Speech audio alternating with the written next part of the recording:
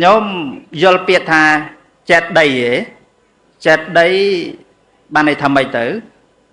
vật thô chết tí cổ rốt bồ chì hay chết đầy nó vật dưỡng miền thèm bịa hàng đàm tiết bịa ấy nó nhận nhóm bật tùm bạ tùm mẹ nó pra thầm mày tử cà chụp nè chẳng phải chết đấy riêng đôi cà chụp đôi men đấy nhóm sna đây là cừu bên chị ở cha play nô sọc dương đó nhóm dương mau đôi chất ra thà thoại bằng cung bồ chi nặc rồi lập tập đo quân đàn kê nhận nhóm quân rồi bác pre sama sampot quân pre thua quân pre song hay nông phải chết đây nâng nhận nhóm bà miên tại tua chết đây hai ba mình miên ở vây đa đồng cơ chỉ ti cột sợi cà bồ chi chất nhận nhóm chất khlang ấy nhận nhóm mới tới riêng sau thì nè phần tay bà nông phải chết đây nâng miên ca đồng cơ nơi vật thô chỉ ti chất tua giang phải chết đây dương đấy đồng cơ ấy nhận nhóm đằng ấy pre bà rom mẹ sợi ra cái thiệt nhận nhóm ban hai từng ác nia thế bố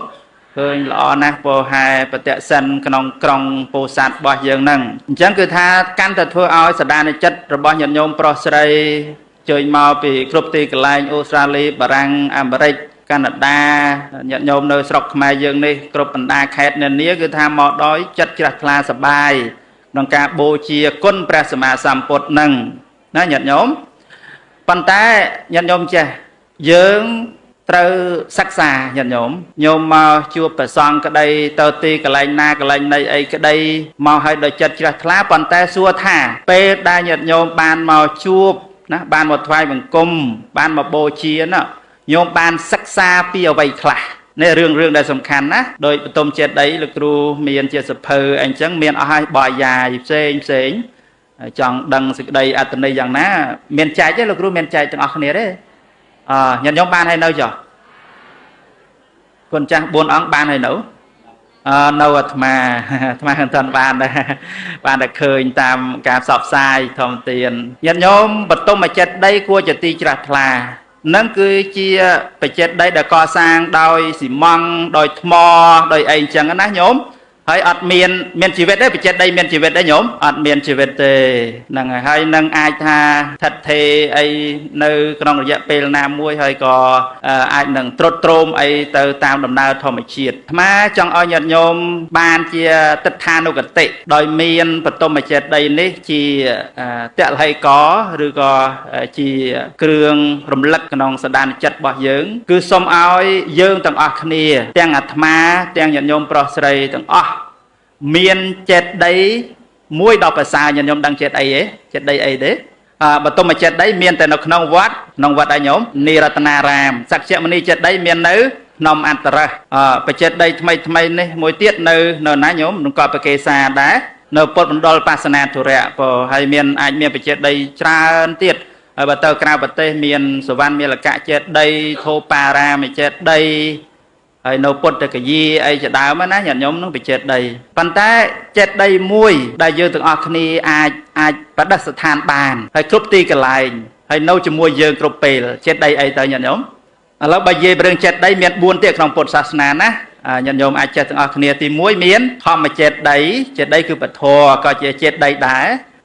thì pi miền ấy của tê sẽ cả chết đầy nè presto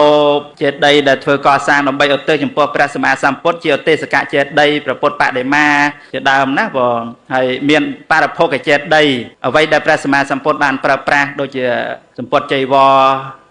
vây đại bản sal tộc màu đại kia đồng cò tộc chè tì cọp chiên nắng cứ hà thá parapo cái chết đây hay mùi tiết cứ thiết tôi chết đây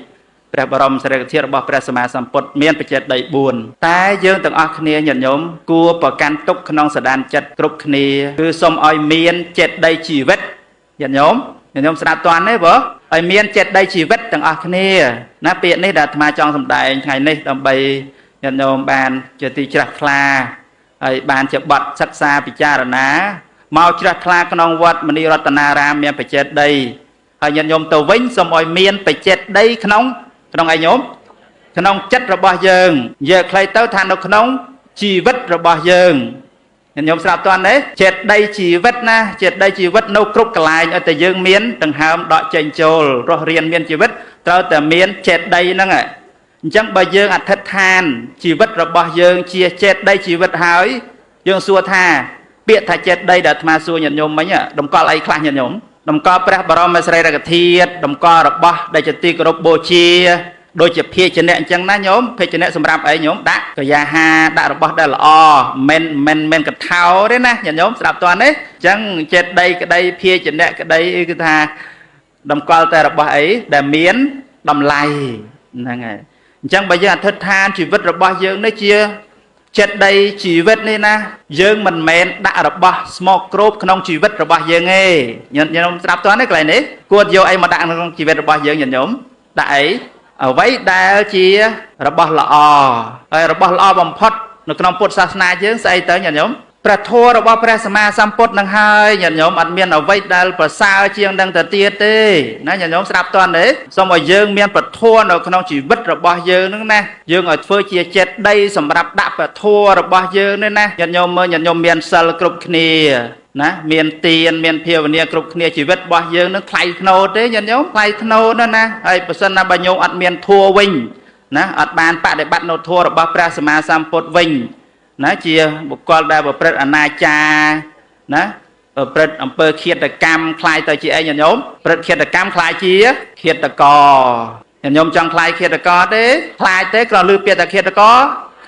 អូមានឃាតករមកហើយរត់ប្រយឡោហើយคล้ายប៉ុន្តែពេលខ្លះយើងคล้ายជាឃាតករណាញាតិញោមមានដឹងទេហ្នឹង